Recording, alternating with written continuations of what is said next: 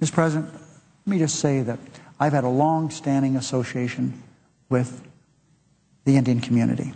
I went to college in Logan, Utah, Utah State University. Cold, cold place. Brigham Young, when he sent the people to colonize the West, had people come back from Cache County, C-A-C-H-E County, to tell him that it couldn't be settled because it froze there every month of the year. Well, it's not quite true, but it freezes all but a couple months in the year. And it's a wonderful community and a great university. It's grown a lot since I was there. But, Mr. President, I lived off campus. I went there 2 years. I went to a junior college the first 2 years. I lived off campus. I was married. And I would drive up that hill to the campus.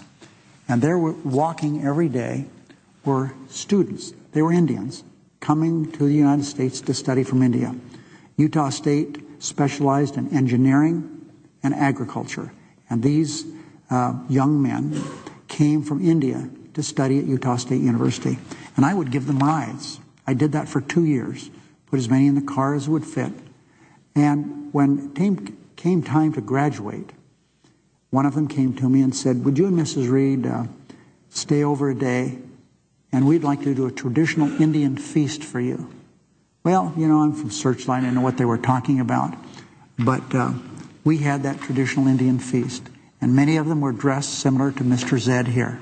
That was an eye-opener for me, and they had all this Indian food. You know, I'm a guy from Searchlight who ate beans and rice and potatoes, and when we were lucky, some round steak my mother used to pound so it would be tender and we could eat it. This was unusual food for somebody from Searchlight, but we enjoyed it. It was a lot of fun, and they gave us a number of gifts when the feast was over, and it was really a feast. It was all traditional Indian food.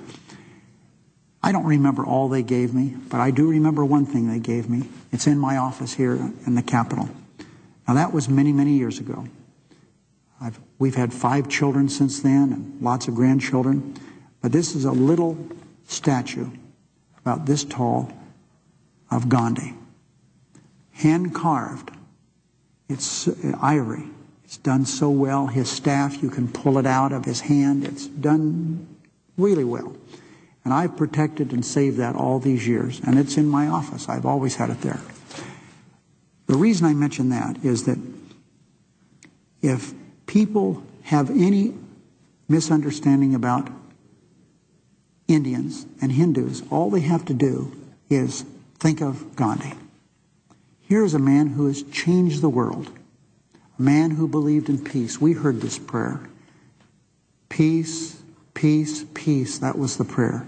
And if there were ever a time with this international war on terror that we're fighting now, where people have to understand how important peace is, think of Gandhi. A man who gave his life for peace.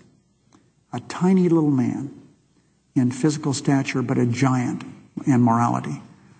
Gandhi is the man that Martin Luther King followed. His nonviolence was all based on the teachings of Gandhi.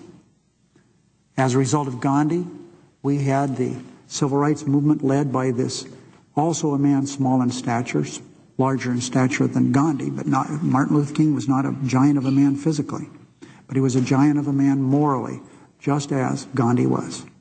So, Mr. President, I think it speaks well of our country that someone representing a faith of about 1 billion people comes here and can speak in communication with our Heavenly Father regarding peace.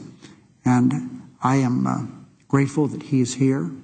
I'm thankful that he was able to offer this prayer of peace in the United States Capitol. And I say to everyone concerned, think of Gandhi. If you have a problem in the world, think what this great man has done to bring about peace and nonviolence to this troubled world.